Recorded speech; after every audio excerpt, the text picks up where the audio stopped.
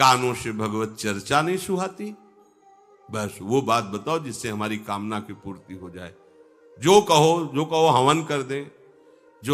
ये हवन से, ये ताबीज बांधने से, ये घोड़े की नाल की अंगूठी पहनने से ये बुरा लगेगा सबको। कुछ नहीं होता, कुछ नहीं होने वाला। तो ये सब हरि के अनुचर हैं, सब हरि के अनुचर हैं। जानकी नाथ सहाय करे तो कौन बिगाड़ सके नर तेरो। है? ये शुक्र शनिचर राहु केत सब क्षण में हुई है तेरे चेरो। जानकी नाथ सहाय करे कौन बिगाड़ सकता। महाप्रभु हरिवंश चंद्र जी कह रहे, जो पे कृष्ण चरण मन अर्पित तो करी है का नवग्रह रंक। ये बेचारे नवग्रह भिखारी क्या तुम्हारा कर सकते हैं। यदि तुम बादशाह श्री कृष्ण के दास हो तो ये चाहे जिस नक्षत्र में बैठे हो तुम्हारे अनुकूल चलेंगे, तुम्हारे अनुकूल चलेंगे। अपने को चढ़ा दो श्री हरि के चरणों में और हरि से विमुख हो तो, लेकिन ये सेवक हरि के हैं और हरि के तुम विमुख हो तो ये प्रसन्न हो ही नहीं सकते, तुम्हारा पतन ही होगा। पर ये संसार समझता नहीं। भगवान नाम से मतलब नहीं, भगवत आराधना से मतलब नहीं। अरे भाई ये लोकपाल हैं, जानते हो भक्त को भी काम क्रोध क्यों सताता है। ताकत नहीं इनकी प्रवेश कर जाए, अहंकार है इसलिए। और भगवान को अहंकार अच्छा नहीं लगता, इसीलिए भगवान के सब दूत हैं चढ़ बैठते हैं। देख तू कितना बड़ा साधक, कितना बड़ा भजनानंदी, दिखा हमें। अब फेल तो मैं भगवान की शरण, तो हो ना भगवान की शरण। और भगवान की शरण में हो जाए तो यही महासुख प्रदान करने लगते हैं, और कोई नहीं, इन्हीं के लड़का बच्चा है।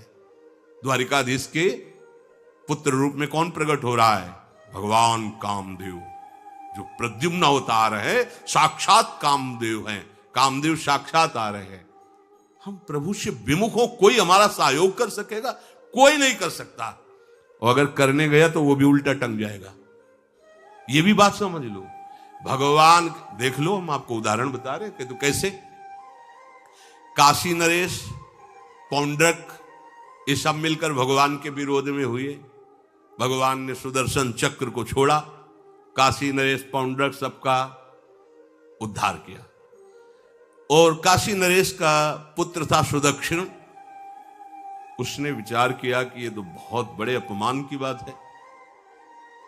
भगवान शंकर की नगरी में रहता, काशी में महामृत्युंजय है, काल के भी महाकाल हैं। पंडितों से कहा ऐसा उपाय नहीं कि हम द्वारिका को भस्म कर दें। बोले है, भगवान शिव के ऐसे ऐसे मंत्र हैं कि वो तो विनाशकारी भी तो है ना, वो बहुत सुंदर भी है। कर्पूर गौरम करुणावतारम संसार सारम, करुणा के स्वरूप है। आशुतोष नाम है। एक चुल्लू जल ऐसा कोई देवता नहीं मिलेगा जो संसार में कोई देवता नहीं खाता, वो इन पे चढ़ाए जाते हैं। अकौड़े का फूल, धतूर का फल ये कोई पता है? नहीं पता। इतने से वो प्रसन्न, इसीलिए वो आशुतोष रीझ जाए तो पूरा नगर का नगर सोने का ऐसे दे दिया, लंका उन्हीं दे दिया। और अगर दृष्टि बदल जाए तो हनुमान जी बनकर पूंछ में आग लगा को श्रीलंका को नाश कर। बड़े विचित्र हाँ है भगवान शंकर, विनाशकारी, द्वारिका को भस्म कर सकते हैं। आराधना की सुदक्षिण ने, बड़े बड़े विद्वान बुलाए। काशी तो विद्वानों की नगरी, और ब्राह्मणों की विद्वता तभी सार्थक है जब प्रभु में उसका समापन हो। विद्या कौन? जो भगवान से मिला दे। अविद्या कौन? जो अहंकार माया में लगा दे। तो उन विद्वानों की ये समझ में नहीं आया कि किसके विरोध में मुझे अनुष्ठान में बैठालना है। बैठ गए, अनुष्ठान शुरू किया। तो मंत्रों में ताकत तो है ही। भयंकर कृत्या प्रकट हुई, विश्व का विनाश करने की सामर्थ्य रखने वाली। मंत्रों के द्वारा उसे प्रेरित किया, जाओ द्वारिकापुरी को ही भस्म कर दो। और ये पता नहीं था कि द्वारिकापुरी ब्रह्मा की बनाई हुई नहीं है। सारी की सारी शक्तियां ब्रह्मा की बनाई हुई चीज पर बिगाड़ सकती हैं, लेकिन चिदानंद धाम में इनका तो प्रवेश ही नहीं। अब दूर से द्वारिका में दिखाई दिया, भयंकर ज्वाला में कृत्य आ रही। लोग भागकर भगवान के पास गए, प्रभु कोई भयानक मंत्र से आविष्ट होकर कृत्य आ रही जो नष्ट करना चाहती द्वारिका, तुम्हें घबराने की जरूरत नहीं, ना बताने की जरूरत है। द्वारिका हर समय सुदर्शन से सुरक्षित है, और सुदर्शन कोई जड़ चक्र नहीं है, वो चैतन्य भगवत पार्षद है। जब जहां जैसा अवसर आता है वैसा वो रूप रख लेते हैं। एक को मारना है तो 100 अरे वाले, हजारों को मारना है तो 1000 अरे वाले, और अगर पूरा सिस्टम विनाश करना है तो अनंत अरे वाले सुदर्शन चक्र हो जाते हैं। और जब सेवा ये नहीं होती तो हाथ जोड़े भगवान के पास खड़े रहते हैं। ये कोई जड़ वस्तु नहीं कि तलवार है भगवान की तो तलवारें बनी खड़ी रहेगी, नहीं, पार्षद स्वरूप है। आवश्यकता हुई वही कौमुदी की गदा सुदर्शन, ये सब दिव्य है। पांचजन्य शंख सुदर्शन चक्र सेवा में थे। भगवान ने आदेश किया, देखो क्या है, सुदर्शन चक्र ने दौड़ाया कृत्या को, वहीं चल जहां से आई तू, वहीं ले गए जहां पंडित लोग सब सावधान, मंत्र से अपने को सुरक्षित किए। ये बड़े खतरनाक अनुष्ठान होते हैं, जो मारण अनुष्ठान होते हैं, बहुत खतरनाक होते हैं। मतलब अगर सही माने में वो भगवत आराधक नहीं है तो फिर नष्ट भी कर देंगे, ऐसा नहीं। तो एक प्रसंग आता है कि एक शालिग्राम भगवान को नचा करके पैसे लेते थे। बहुत से लोग इकट्ठा हो गए, तो चमत्कार को देखने वाले संसारिक जन होते हैं, तो ऐसे शालिग्राम रखते, ऐसे करते, शालिग्राम ऐसे ऊपर उठते, ऐसे ऐसे ऐसे ऐसे नचाते, और लोग अरे देखो भगवान इनके इशारे से नाच रहे हैं। ऐसे एक भक्त तो उसी नगर में एकांत में भजन करते थे, बड़े कई शिष्य उनके थे, भिक्षा मांगने हो गए, उन्होंने देखा, आके गुरुजी से, उनका ऐसा भक्त कभी कर ही नहीं सकता। भगवान का भक्त अपने भगवान को प्रदर्शन नहीं बनाता, ये तो कोई तांत्रिक है, भक्त नहीं है। भक्ति की अलग संज्ञा होती है। ये कोई तंत्र सिद्ध आदमी है जो भक्ति का नाटक करके लोगों को ठग रहा है। बोले महाराज फिर आपको चलना चाहिए, क्योंकि हजारों लोग उससे प्रभावित हो रहे। बोले हम गए तो उसका सब बंद हो जाएगा, ये दुकान मकान। बोले चलो ना महाराज, बड़ा ऐश्वर्य जमा हो रहा था, लोग भेंट जा। वो गए, बस अंदर से नाम जप करते हुए जो खड़े हुए, तो कुछ नहीं, कोई भी उसका मंत्र, वो आसपास दृष्टि डाला, कौन आया नया, उसी में देखे फटे पुराने कपड़े पहने, तेज से चमकते हुए भक्त। तो उनका तुम चले जाओ यहां से। उनका नहीं, हम चले जाने के लिए नहीं आए, हम आपको बताने आए, ये नाटक मत करो, अगर सही आराधना करो इनकी तो ये लोग क्या देंगे, ये तो परम पद दे देंगे, शालिग्राम भगवान है, आप भगवान का ऐसा प्रदर्शन करते हो। अब लोगों का विरोध शुरू हुआ, क्योंकि इतने बड़े संत जब बोल रहे तो सब लोग, अब उसको बहुत बुरा लगा कि हमारी तो सारी दुकान बंद हो गई। अब एकांत में जाकर उसने मूठ का प्रयोग किया। ये मारण होता है मंत्रों से, एक खप्पर में आग जैसी जलती है, उसमें अभिषिक्त करके भेजा जाता है, और जिसके पास भेज दिया गया वो उल्टी में खून, शौच में खून, 2-4 जितना समय रखा गया उसके अनुसार मर जाएगा वो। पर ये साधारण लोगों के, भजनानंदियों के ऊपर नहीं। भजन वाले मत डरे, साप ताप रोग शोक, किसी का श्राप भी आपको छू नहीं सकता। कोई ताप, कोई दोष, कोई रोग, कोई मारण, कोई मूठ, किसी की सामर्थ्य नहीं। राधा राधा राधा, जिनके चरणों में सुदर्शन चक्र बसता है वो है किशोरी जी, जो लाल जो हाथ में रखते हैं ना, श्री जी के चरण चिन्हों में सुदर्शन चक्र है। वो मूठ गई महात्मा की कुटिया के सामने, और बस जैसे मक्खियां भिनभिनाती ऐसी आवाज आई, बस वैसे नाच रही थी बाहर। तो वो डेहरी के पास आए और उनका, हमारे दृष्टि में भगवान की सिवा कोई नहीं, आप में भी भगवत शक्ति है, क्या आप ये नहीं समझते हैं कि निरपराध के लिए मारण किया गया है? हमारे में सामर्थ्य है, हम आपको अभी नष्ट कर सकते हैं। अरे भगवान के नाम में आप जाओ और उनको दंड दो। कोई मंत्र नहीं पड़े थे, मूठ वापस हुई, और मुंह से खून, सौंच से, उन्हीं के त्राहिमाम मच गया। फिर उनको लगा कि मुझे जाना चाहिए उसकी रक्षा के लिए, गए, भगवान नाम स्पर्श करते हुए से माथे पे हाथ, सब शांत हो गए। बोले अब अवसर हम दे रहे हैं, अब नाम जप कर लो, नाटक बंद करो। उस चरणों में गिरा, उसी दिन शिष्य बन गया।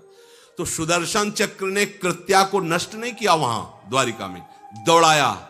जब काशी पहुंची, काशी भगवान विश्वनाथ जी के त्रिशूल में बसी हुई है और शिव की दृष्टि से सुरक्षित है। जो वहां श्रद्धा पूर्वक वास करे उसका मोक्ष अनिवार्य है, तारक मंत्र देकर शिव करते हैं। पर उस कृत्या को सुदर्शन ने नष्ट किया, और जितने ब्राह्मण थे सबका राधे राधे। और पूरी काशी में आग लगा दी। तो विश्वनाथ जी मुस्कुराए, नाराज थोड़ी, क्योंकि विश्वनाथ जी ने कह दिया था यदि ब्राह्मण विरोधी कोई है तो हमारा ये मारण काम कर जाएगा। उनको ये समझ में नहीं आया कि नमो ब्रह्मण्य देवाय भगवान का नाम है, वो जानते थे। तो कोई भी भगवत विरोध भाव लेकर के किसी भी देवता की आराधना करके कुछ नहीं होने वाला। किसी भी देवता, एक तांत्रिक बहुत वो संतों को परेशान करता था, धर्म सम्राट स्वामी श्री करपात्री जी महाराज, ये बहुत पुरानी बात नहीं है। उन्होंने संतों ने आगे बताया कि बहुत अपमान कर देता है। उन्होंने कहा ठीक है, गए, हाँ भाई शुरू हो जाओ, तुम जितना तुम्हारे पास तंत्र है, हम एक भी मंत्र नहीं बोलेंगे, दंड लिए हुए हम एक भी मंत्र नहीं बोले, हम केवल खड़े हैं, तुम प्रयोग करो। वो जो उसके तंत्र के प्रयोग, नारायण नारायण नारायण नारायण, कुछ नहीं बोले। अब हम प्रयोग करें तो उठा, साष्टांग दंडोत हुआ, बोले आप धर्म सम्राट करपात्री जी हैं क्या? क्योंकि इतनी सामर्थ्य केवल उन्हीं में है जो मुझे रोक सके दूसरे। बोले बंद कर दो, दोबारा शिकायत नहीं आनी चाहिए हमारे पास। तंत्रों में बड़ी सामर्थ्य होती है, लेकिन भगवान में अनंत सामर्थ्य होती है, अनंत सामर्थ्य होती है। इसलिए हमें कभी भी प्रभु से विमुख होकर कोई भी देवता बचा लेगा ऐसा सोचना भी नहीं कि हम किसी की आराधना करके, ऐसा नहीं, वही आपको नष्ट कर देगा। भरत जी को, जड़ भरत जी को पकड़ ले गए जो चोर लोग थे, दस्यु लोग। उन्होंने देवी जी को कहा, बड़ा भ्रम है यार, वो जगत माता है, अम्मा है सारे जगत की, और बकरे की बलि दे लेते। उनका बच्चा बकरा नहीं हुआ क्या? जब जगन माता है, जगदम्बा है, जगद अम्बा है वो, तो क्या ये छोटे छोटे जीवों को जो बलि देते हैं, क्या उनको ये पता नहीं कि ये उनकी अम्मा है? उनके सामने काट रहे हो, मां तो मुझसे प्रसन्न होगी, काट लो, अभी अवसर आएगा तब तुम्हें पता चलेगा। अब वो जो पकड़ के लाया गया था मनुष्य बलि के लिए, तो वो दस्युराज, एक बाजार सी लगी थी, उत्सव मनाया गया, उसे कहा गया था जो मनावे सो खाओ। तो जहां जाता अच्छे अच्छे पदार्थ खाता। तो दुकान वाले ने खा ले, थोड़ी देर बाद गड़ासा चलेगा। बोले क्यों? तो बोले तुम्हें पता नहीं क्या? बोले नहीं। बोले बलि के लिए लाए गए हो। अब तो जलेबी मुंह की मुंह में रह गई कि इसके बाद गड़ासा चले। आसपास देखा तो रक्षक इधर उधर थे, भाग लिया। अब रक्षकों ने देखा कि वो तो है ही नहीं। अब उनको बड़ा भय लगा। अब वहां कोई फोटो थोड़ी खींची गई थी कि बलि किसकी चढ़ानी है। अब वो भागे।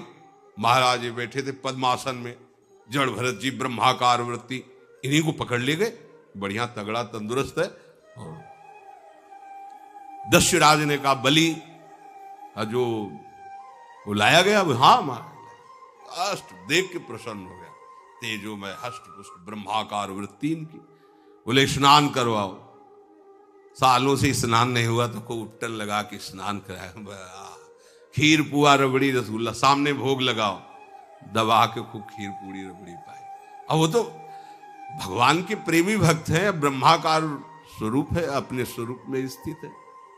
इसके बाद तिलक लगाया। बोले गर्दन झुका। भरत जी अंदर से कह खीर खाया ना, अब गर्दन भी झुका, गर्दन भी कटेगी। भक्त की गर्दन यदि श्रद्धा से झुके तो ठीक, अगर जबरदस्ती से झुका दिया तो तुम झुकाने लायक नहीं रह जाओगे, भी ध्यान रखना। क्योंकि ये गर्दन अब गर्दन नहीं, ये किसी और की शान बन चुकी है। भक्त की गर्दन किसी की शान है और वो उनकी शान है जो सबकी जान है।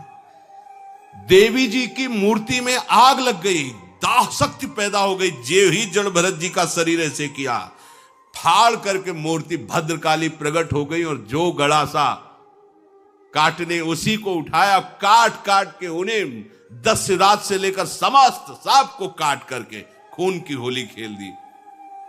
भरत जी ने देखा जब कोई काटने वाला नहीं है तो बोले ठीक है, अब चलो पचाने के लिए टहलते हैं, थोड़ा खीर पुआ खाया, चल दिए, कोई रोक। देवी जी से एक बार भी लिखा कि मां बड़ी कृपा है।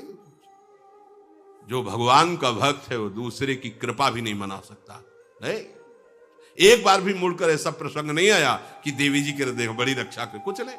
प्राण जाने पर कोई भय नहीं, रक्षा होने पर किसी की स्तुति नहीं, अपने मंगल विधान हरि आश्रय। सत्संग हरि आश्रय देता है, बहुत बड़ा बल हरि है, मान लो। एक दिन आपसे कह रहे थे कि जब आपने देखा नहीं उनको, उनसे बात नहीं हुई, और आप उनके जनों से बात सुनकर उनकी तरफ चल पड़े, इस बात से हरि आपके ऋणी हो जाते हैं। भगवान इसी बात से ऋणी हो जाते हैं। बस ये बात आप हृदय में बैठा लीजिए। जैसे लोग प्रश्न करते हैं ना कि हमने भगवान को देखा नहीं, भगवान क्यों, हम कैसे, किसी की बात तो मान लो ना। आप मान लो, वो तो आपके अंदर भी बैठे हुए हैं, वो आपको इतना प्यार देने लगेंगे, जहां कोई सहायक नहीं होगा वहां हरि आपको दिखाई देंगे। देख लेना, बिगड़ी ऐसे क्षण में बन जाती है, ऐसा लगता है गला कटा तो वो तलवार गले तक आएगी, हार बनकर सुगंधित फूल बन जाएगी, पर गले तक आने आने तक तुम्हारी निष्ठा देखी जाएगी। नहीं नहीं, बस मेरे हरि का यही विधान, वो आते आते हार बन जाएगी, वो तलवार तुम्हारा गला नहीं काट पाएगी, क्योंकि गले में हरि नाम चल रहा है। मान लो, हमारी महालक्ष्मी चरण चापती रहती, क्या चाहिए तुम्हें, क्या चाहिए। आप सच्ची मान, क्या मतलब, कितनी मलिनता छा गई। हम इसको मार देंगे तो 2 लाख रुपए मिल जाएंगे, ये कर देंगे तो, अरे भैया, अगर तू हरि नाम जपेगा तो इसकी कीमत नहीं है, कीमत नहीं, अमूल्य वस्तु है। इसके ब्याज में तू कुबेर बन सकता है, मूल तो कभी खत्म होता ही नहीं है, ब्याज में तू ब्रह्मा बन सकता है। बनना तो चाहे, भक्तजन तो कहते हैं नहीं चाहिए मुझे ब्रह्मा का पद, परमेष्ठी पद, नहीं चाहिए सम्राट पद, नहीं चाहिए योग की सिद्धियां, मुझे प्रभु आपकी दास्ता चाहिए। ये बात, कितना महासुख होगा उस भक्त को जो इन बातों को कह रहा है, नहीं चाहिए मुझे मोक्ष सुख नहीं चाहिए। वो ऐसे थोड़ी कह रहा है, श्रद्धा से नहीं कह रहा, अनुभूति से कह रहा है, मुझे नहीं चाहिए ये सब, इनमें वो सुख नहीं है जो आपके चरणों के समीप रहने में सुख है। नहीं सत्संग भजन नहीं हरि को, श्रवण न राम कथा अनुरागी, सुत बित दार भवन ममता निसि सोवत अति न कबहु मति जागी। अरे तेरी बुद्धि सो रही है, जगा दे। पुत्र में, रुपया में, स्त्री में, मकान में, इसमें सबकी ममता होती है, सबकी, जितने सृष्टि में पैदा हुए, केवल सत्संगी की नहीं होती। जो असली सत्संगी है उसकी ममता प्रभु के चरणों में होती है, क्योंकि वो जानता है सब रूपों में प्रभु ही है, ये सब पसारा प्रभु का ही है, इसलिए ममता उसकी प्रभु के चरण। एक अहमता ममता, ये जग में है दुख जाई, ये जब श्री जी की ओर लगे तो होत परम। जाग जा, बिना जागे दुख दूर नहीं हो सकता। जैसे स्वप्न में हम देख रहे हैं कि समुद्र में डूब रहे हैं, अब जागृत में आसपास सैकड़ों नाव लगा दें तो बच जाएगा क्या वो, क्योंकि वो तो सो रहा है और वो स्वप्न में देख रहा है। अब हम नाना प्रकार के तैराकों को बाहर तैनात रखें तो उसको कोई सुख मिलेगा क्या, क्योंकि वो स्वप्न में। उसको अगर सुखी करना है तो एक ही उपाय, जगा दे। जगा दो तो ना समुद्र रह गया ना डूबना रह गया। ऐसे ही संसार में मोह से ऐसे ग्रसित जीव है, भाई इतना ही सुखचार है, और उसी स्वप्न में वो दुख से निवृत्त होना चाहते हैं। अब हम बाहर से उनकी कामनाओं की पूर्ति करने वाली बात करें तो क्या वो सुखी हो जाएंगे क्या? इसीलिए कोई साधु जो भगवत मार्ग का पथिक है वो कभी सपोर्ट नहीं करेगा जाओ ऐसा, वो जाओ ऐसा ही है जैसे उस स्वप्न में समुद्र में डूब रहा है, बाहर से हम जल जहाज नाव तैराक सब लगा रहे हैं, लेकिन वो नहीं सुखी होगा, क्योंकि उसके सुख का कारण तब बनेगा जब स्वप्न हटे। स्वप्न तब हटेगा जब वो जागे। जो सपने सिर काटे कोई, बिन जागे दुख दूर न होई, तो उसको जगा दो। साधु जन क्या करते हैं? जगा देते हैं उसको। जागो, कहां मोह निशा सब सो निहारा, देखे स्वपन अनेक प्रकारा, यही जग जामिन जागे जोगी। योग भगवान से जो तुमने वियोग कर रखा है, तुम जगो। जे ही जगोगे तो जे ही जाने जग जाए हेराई, जागे जथा स्वपन भ्रम जाई, कोई नहीं यहां। एक कल श्लोक, मत्तः परतरम नान्यत किंचित अस्ति धनंजय, मेरे सिवा कोई नहीं। ये कब पता चलेगा? जागने पर। तो हमें ये बहुत कुछ दिखाई दे रहा है, स्वप्न है। उमा कहूं मैं अनुभव अपना, सत हरि भजन जगत सब सपना। तो बोले तुलसीदास हरि नाम सुधात जी, सठ हठ पियत विषय विष मांगी। अगर कहीं संतों के पास भी गए तो क्या मांग रहे हैं? हठ करके विषय विष मांग रहे हैं। वो आत्मदेव नाम के एक ब्राह्मण थे, सब कुछ समृद्धि थी, संतान थी नहीं, बड़े दुखी गृहस्थी में। हमारा कुल चलाने वाला होना चाहिए, बड़ा भ्रम बैठा हुआ। हमारा कुल चलाने वाला नहीं तो सब बेकार, जीवन ही बेकार हो गया। बिना गुरु के यदि शास्त्र पढ़ोगे ना तो भ्रमित हो जाओगे। स्पष्ट लिखा, पुत नाम के नरक की उसको प्राप्ति होती जिसके संतान नहीं होती। अब तो गृहस्थ में बेचारा पड़े परेशान। उन्होंने सोचा इससे अच्छा है आत्महत्या कर लें। बहुत संतों के पास जाकर के यज्ञ करके सब अपनी कामनाओं की पूर्ति चाहते, दान पुण्य दे करके। उसने भी जितना उपाय हुआ किया, नहीं हुई संतान। मरने के लिए वो जंगल में, उधर से एक सन्यासी जी आ रहे थे। देखा साधु तो ब्राह्मण तो थे, उठे प्रणाम किया। देखा उनको उदास क्यों हो? उनका महाराज उदास ही नहीं, मैं तो आत्महत्या करने आया हूं यहाँ जंगल में। अरे ये तो महापाप है, आत्महत्या तो बड़ी दुर्गति का कारण है। बोले महाराज अगर आप बचाना चाहते हो तो आप कृपा करो। क्या क्या चाहते हो? बोले हमारे पास सब कुछ है, बेटा नहीं दोगे तो हमारा जीवन बेकार। तो उन्होंने अंतर्दृष्टि से देखा और कहा 7 जन्म तक तेरे पुत्र नहीं भाग्य में तेरे लिखा है। तो उसने कहा फिर तो अभी मरते, आत्महत्या करते। हम 7 जन्म की बात, हम 7 दिन नहीं जिएंगे, हमें पुत्र चाहिए। संत का दयालु। देखो जिनके पास तपस्या और भजन का धन होता है, जब भगवान अधीन है तो कुछ भी कर सकते हो, कुछ भी कर सकते। प्रारब्ध मिटाना कोई बड़ी बात नहीं। प्रारब्ध जानते कोई देवता थोड़ी है, तुम्हारा पीछे का किया हुआ कर्म है। और इधर जोर का भजन है, भजन के प्रभाव से कर्म को नष्ट करने में देर थोड़ी लगती है। ये तो अच्छे शुभ कर्म करो तो तुम्हारा प्रारब्ध बदल जाएगा। भजन का प्रयोग प्रारब्ध बदलने के लिए थोड़ी है।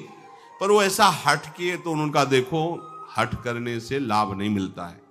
उनका हमें उपदेश नहीं, हमें पुत्र चाहिए। अगर आप भगवत प्रेरित होकर यहां आए हो तो आप हमें। तो उन्होंने तपस्या के बल से फल की रचना की।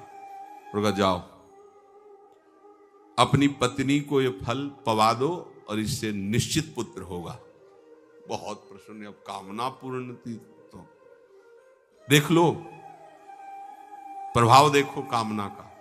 प्रसन्न हुए आए। धुंधुली नाम था उनकी पत्नी, नाम भी बहुत बढ़िया था, धुंधुली। वो कहा कि देखो ये फल खा लो, तुम्हारी संतान हो जाएगी। बहुत मीठी बात बोलती थी, मृदुभाषी, कपट हृदय। अलग अलग क्षेत्र होता है, हृदय कपट और मुख में मीठी बात। बहुत संभल के व्यवहार करना चाहिए ऐसे लोगों से। मधुरिया बानी, मीठी, क्या मृदु भाषा। नहीं प्रीतम, आप चिंता मत करो, फल ऐसे थोड़ी खाया जाता है, नहा धो के पवित्र होके फिर। हाँ उनका ये बात, तो आप अपने काम में लगो, हम पा लेंगे ऐसा।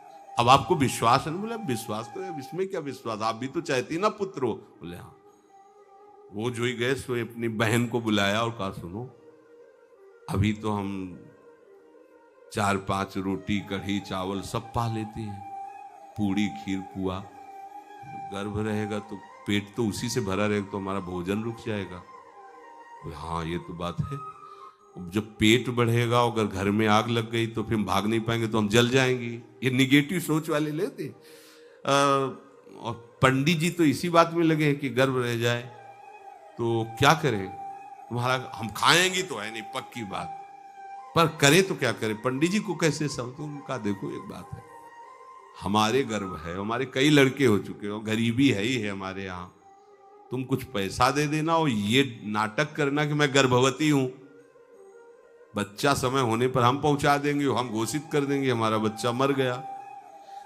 तो पंडित जी को तुम नाटक में बताते रहना कि गर्भ है, बच्चा हो जाए। पंडित जी कह देना बच्चा हो गया है। तो बोले दूध पिलाने की समस्या आएगी। तो बोले ये तुम कह देना कि पहला पहला बच्चा है, हमारे वक्षा स्थल में दूध नहीं, हमारी बहन का था तो मर गया बच्चा, तो उनको बुला लेती तो बात बन जाएगी, बढ़िया बात हो गई।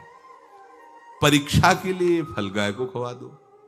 गाय को खवाया, ठीक समय पर गोकर्ण जी प्रकट हुए, दिव्य तेजोमय बालक, कान केवल वो गाय के, बड़े ही विद्वान और भगवत भक्त संत के द्वारा। कहा था 7 जन्म तुम्हारे भाग्य में, बच्चा नहीं तो नहीं है, देखा गाय के हो गोकर्ण जी प्रकट हुए। उधर उनके जो बच्चा पैदा हुआ वैसे ही नाटक के द्वारा पहुंचा दिया गया, वैसे ही पूरा जैसा पहले पक्का हुआ। अब उसने कहा कि हमारे तो स्तनों में दूध नहीं, हम अपनी बहन को बुला लें, उनका बच्चा मर गया। हाँ हाँ, हमारा बच्चा स्वस्थ होना, आप बुला लो, उसको हम धन भी देंगे, वो हमारे बच्चे की सेवा कर। अपने नाम से जोड़ करके उसका नाम रखा धुंधकारी, धुंधुली और धुंधकारी, अज्ञान का साक्षात स्वरूप। और जैसे ही वो अवस्था बढ़ती गई तो उसके पापाचरण बढ़ना शुरू हुए। बच्चों के साथ खेलता, खेलते हुए बच्चों को उठा लेता और कुएं में डाल देता, मतलब घोर अत्याचार। गोकर्ण जी हर समय भजन साधन शास्त्र स्वाध्याय। जब और बड़ा हुआ तो माता जी को अपने डंडों से रोज पूजन करता, पिताजी को गाली लात थप्पड़।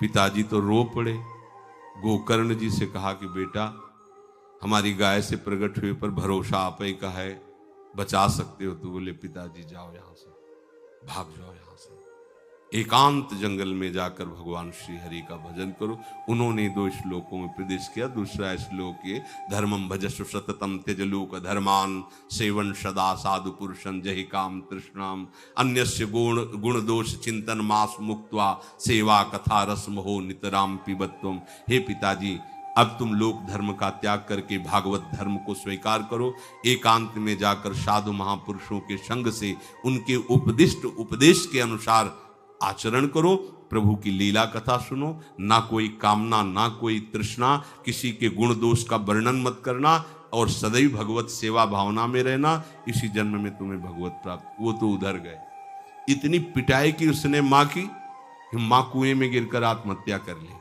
फिर तो मनमानी आचरण, कुछ वैश्याओं को रखा और चोरी करके लाया। वैश्याओं ने सोचा किसी दिन पकड़ा जाएगा ये और हम, तो उसके हाथ पैर बांध दिए, चारपाई में ला के मुख में अंगार डाल, वो मरा भयानक प्रेत। कामना ने क्या किया, सर्वनाश। किसी को हरि विमुख होकर कभी सुख मिल सकता है?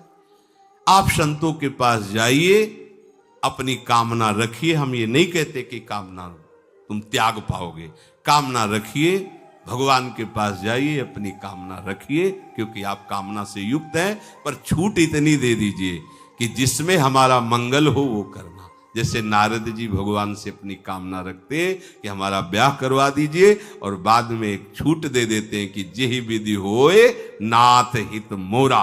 तो हरि को अच्छा लगेगा, गुरुजनों को अच्छा लगेगा कि इस कामना से इसका कोई जीवन बाधित नहीं होगा, वो पूर्ण भी कर देंगे। और अगर लगा कि इसका पतन हो जाएगा तो आप रोते रोते भी कामना की पूर्ति नहीं करेंगे। उत्तम बात तो ये है कि कामना हरि की प्राप्ति की करो, वो सर्व सुख स्वरूप है। किसी का अन्य आश्रय अन्य बल ना लेते हुए अपने श्यामा श्याम के चरणों का आश्रय लेकर निरंतर भजन करो, तो ये अनुभव हो जाएगा कि सुख किसे कहते हैं। अभी तुम्हें परिचय ही नहीं मिला, सुख किसे कहते हैं। सुख सच्चिदानंद है, सुख एक रस है, सुख अविनाशी है। वो सुख सदैव बढ़ता रहता है, घटता कभी नहीं। एक रस होते हुए भी प्रतिक्षण वर्धमानम है, कभी कभी अंत नहीं होता इस सुख का। ऐसे अनंत सुख के लिए हमें मनुष्य जन्म मिला है। प्यारे, इसे मत खोइए। हर समय राधा राधा राधा राधा राधा, और किसी को दुख मत दीजिए। कोई गंदा नशा मत कीजिए, कोई गंदे आचरण मत कीजिए, गंदा भोजन मत कीजिए जिससे अन्य जीवों को कष्ट हो। ऐसा कोई भोजन स्वीकार मत करो। इसी जन्म में आप देख लेना, इसी जन्म में आपको वो वस्तु मिल जाएगी, निहाल हो जाओ। हम किसी पक्षपात की बात नहीं करते। अगर इस छाती को बचपन से अभी तक ऐसा तो हम कह देते कि भाई आगे कुछ भी हो, कोई भी हमारी गलती हो, हम ये मान सकते हैं, पर हमें ये पता चला कि बचपन से आज तक जलता ही रहा, कभी शांति नहीं मिली, भागता ही रहा पर कभी विश्राम नहीं मिला। और हम ये आपको कह रहे हैं कि जैसा प्यार प्रभु वैसा अन्यत्र कहीं कभी कहीं नहीं मिला। और प्रभु के प्यार का मूर्तिमान स्वरूप हमारी प्यारी जू निहाल कर दिया प्रभु ने, प्यारी जू के चरणों का आश्रय और उनका परिचय देकर। पूछो बस, यहां वाणी मौन हो जाती है, प्यारी जू तो प्यारी जू। और हम ही नहीं, आप सब महाभाग्यशाली है। वृंदावन आए, राधा किशोरी जू के घर में आए और उनकी चर्चा सुन रहे, उनके सिद्धांत सुन रहे। कहीं ना कहीं आपके अंदर उनकी तरफ बढ़ने की इच्छा भी है, ये बहुत बड़ी बात है। बस इस इच्छा को, इस आशा को इतना बढ़ा लो कि कोई इच्छा न रह जाए, कोई आशा न रह जाए, हर समय